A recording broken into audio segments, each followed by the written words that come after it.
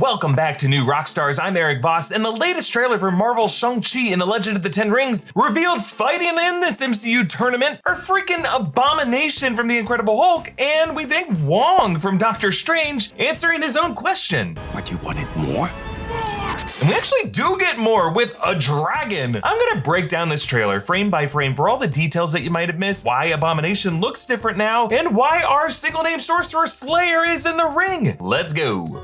Throughout my life, the Ten Rings gave our family power. If you want them to be yours one day, you have to show me you are strong enough to carry them. We open on the voice and arm of Wenwu, aka Marvel villain the Mandarin, head of the Ten Rings. And this is the real Mandarin, not either of those phonies in Iron Man 3, because we know from the short All Hail the King that there is a real Mandarin and he's really pissed off that people keep using his name. Now, the Ten Rings in the comics are mystical alien technology, McLuhan tech, each with a different power, stolen by the Mandarin from alien wreckage and really belonging to the alien dragon Fin Fang Foom. But here in the movie, they have been reconceived as wrist bracelets, which is really a clever move by Marvel that avoids comparison to the Infinity Stones and evokes the iron strength bracelets of Chinese martial arts like Hung Gar. Now, I have theorized that the rings could be larger to fit giant dragon fingers, but footage in this trailer confirms that the rings actually change size to fit the wielder's arm anyway, similar to the ring in Lord of the Rings. A black flag shows us the Ten Rings logo updated from its past MCU sightings, with these crossed weapons being the hook swords or tiger swords. So maybe each regional chapter of the Ten Rings has regionally appropriate melee weapons. Within each of these rings are Chinese characters. This is ancient calligraphy known as seal script. The top is Quan, meaning power or authority, which is actually part of the name of the emperors during the Three Kingdoms period. Clockwise to the right is Li, meaning physical strength or power. The third ring is Zhuang. So sorry about my pronunciations on all this. It means strong or robust. Actually, a lot of these translate to some version of strength or power. It's kind of like the Ten Rings of Flex. The fourth ring is Wei, meaning extraordinary, magnificent, or great. The fifth is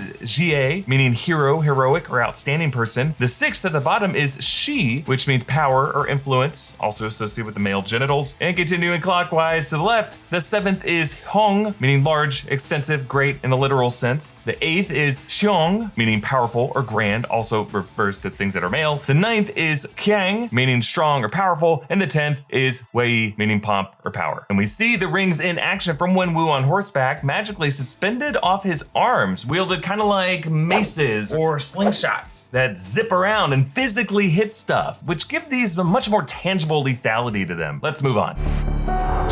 You are a product of all who came before you. The legacy of your family. You are your mother. And whether you like it or not. Okay, here we see this rocky island, and if you look closely, this red textured portal. It's gazed upon the other shot by Jiangnan, Xialing, Shang-Chi, and Katie. Now, Shang-Chi later duels his father for the rings in front of this portal, and it's interesting how its red texture matches Shang-Chi's red wardrobe, as if this portal could lead to a mystical realm where Shang-Chi acquires his new attire. Now, we see Shang-Chi's feet land before this gate as if he leapt across the water to land there. The cinematographer of this movie is Bill Pope, known for his camera work on The Matrix, and Shang-Chi sticking a landing here does kind of look like Morpheus's epic landing in that jump program. Jiangnan talks about Shang-Chi's family, including his mother, Jiang Li. We see his mother training him as a boy in this shrine before this wooden engraving. Actually, later, this same location has a candlelit shrine to, I think, the same woman, so Jiang Li might have died when Shang-Chi was still a young boy, leaving it to his abusive father to raise him instead. And notice how the flashbacks to his training under his father are all tinted in blue, whereas those with his mother are tinted in gold, reflecting the color scheme of the dueling magic between Wenwu and Shang-Chi when they fight. Then a shot at the Ten Rings courtyard. You can see the logo on the floor and on the banners, showing warriors training with the hook swords, while in the background you can see Wenwu sitting on his throne. That's from the other shot that we saw him in the previous trailer. But then to Wenwu's right is another, hard to make out the person's face, though I wonder if this could be Death Dealer, Li Xinglin, before he put on his mask. Next clip. You are also your father. Here, Shang-Chi spars and then straight up fights with Death Dealer, who in the comics is a torturer working for Fu Manchu, Shang-Chi's father. The editing here syncs Death Dealer's strike with young Shang-Chi, blocking it further out, but then older Shang-Chi lets it get closer to his eye, meaning here Death Dealer is no longer holding back as they fight on this high rise. Moving on. I told my men They wouldn't be able to kill you if they tried.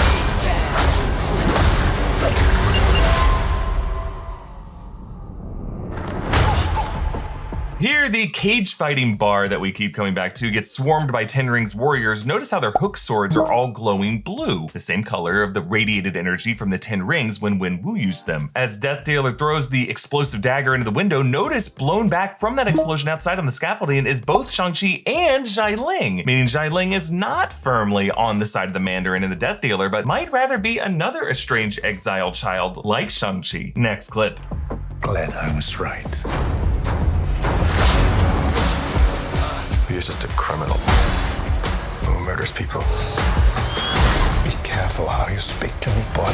So here, young Shang-Chi witnesses his father murder someone in this club. You can see in the mirror, Wenwu used the rings to grab that guy either by the neck or the shoulders and then hurl him into the glass wall, and then right in front of his boy, aims those rings down the guy's head to plug him. Yikes. Moving on.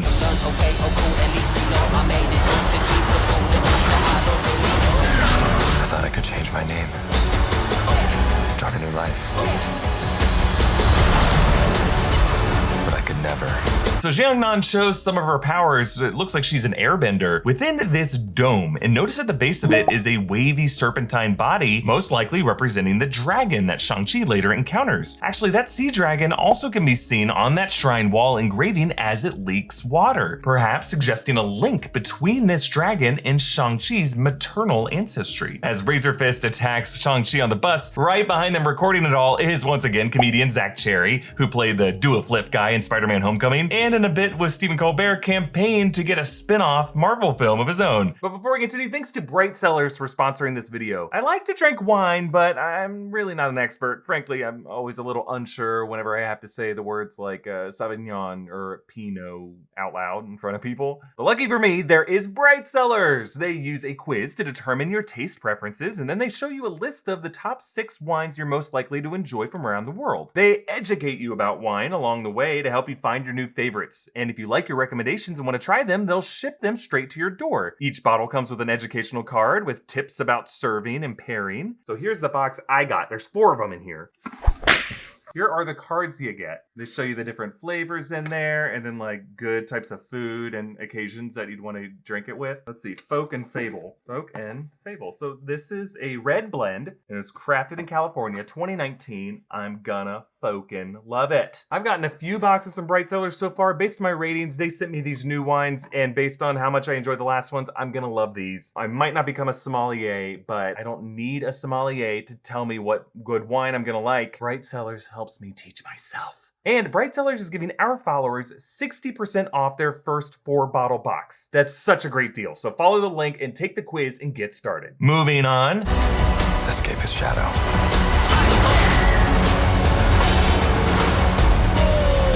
My son, you can't run from your past.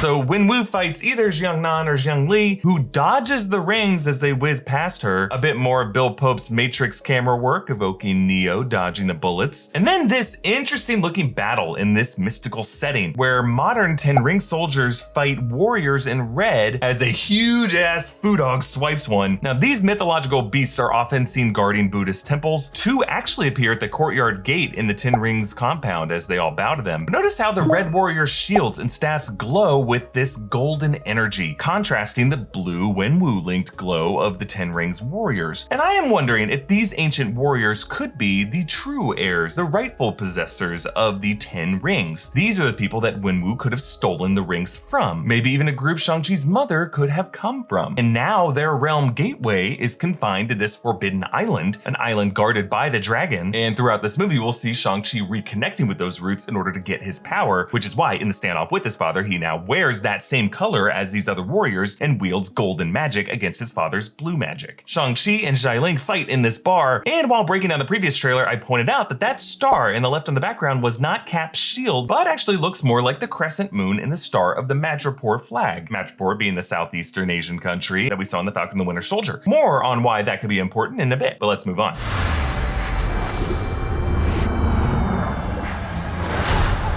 Is this what you wanted?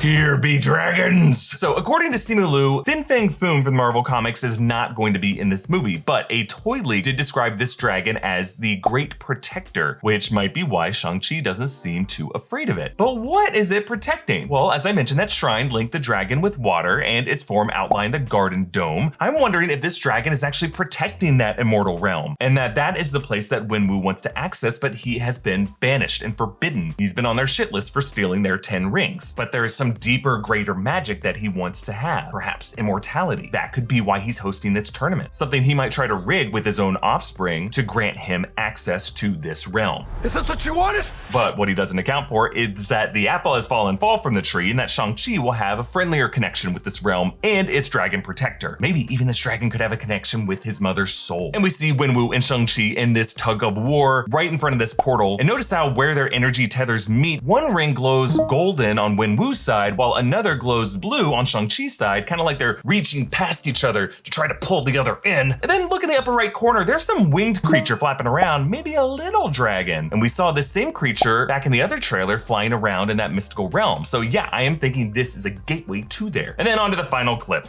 You got this. Thank you. Yes, so apparently one bracket matchup in this movie's fighting tournament is gonna be Abomination versus Wong. Now we know it's Abomination because the YouTube captions say Abomination roars. And we're pretty sure it's Wong because Benedict Wong and Simu Liu were spotted together during production for this movie. And yeah, this looks very much like Wong, or at least a stunt double who looks just like him. So recap on Abomination, Emil Blonsky, played by Tim Roth, last seen in The Incredible Hulk in 2008 when Hulk defeated him in Harlem. In the years since, Marvel head Kevin Feige has hinted that Abomination was locked in a prison somewhere. In Agents of S.H.I.E.L.D., they said that he was locked up in Alaska. And then last December, Kevin Feige confirmed that Abomination would return on the Marvel Disney Plus series She-Hulk. So notice how Abomination now has greener skin. He's got these face fins. He wears stretchy pants. This is closer to his comic appearance than the design in the 2008 film. If this fighting club is Madripoor, we know from the Falcon and the Winter Soldier that was a place where the Power Broker was funding Super Soldier Serum research. And Blonsky was initially powered with Super Soldier Serum before he took Banner's blood to become Abomination. So maybe this guy continued to receive dosages of different serum cocktails that changed his appearance into this. Maybe Thunderbolt Ross, eager to get a chance at the 10 rings, offers Blonsky a chance to fight for his freedom as the US government's champion in this tournament. And then when he inevitably fails, maybe his case will get taken up by attorney Jennifer Walters, who defends government test subjects while reining in her clients whenever necessary. But there's also a chance that this could tie in with the Thunderbolts, with Val from the Falcon and the Winter Soldier assembling a team of anti-heroes including John Walker, and rumor has it someone from Black Widow. Abomination could be that team's muscle. Now Wong would have a chance in this fight because we saw him use a sling ring portal to sever the hand of Cull Obsidian, who has a strength profile similar to Hulk and therefore similar to Abomination. But maybe this fight doesn't allow weapons apart from one's own body, so maybe no sling rings, but like Razor Fist could argue they're part of his body. I don't know. I theorize that the Masters of the Mystic Arts wanted a champion of their own in this tournament, hoping for a chance to get mystical artifacts out of the wrong hands and back into theirs, because we know they're looking ahead to Doctor Strange and the Multiverse of Madness. They're gonna need some bigger guns to face the threat of the Scarlet Witch. Hey, you can support this channel by checking out our new Loki-inspired merch options, like the shirt Loki Out of Time at newrockstarsmerch.com. Follow me on Instagram and Twitter at EA Voss. Follow New Rockstars and subscribe. Thank you for watching. Bye.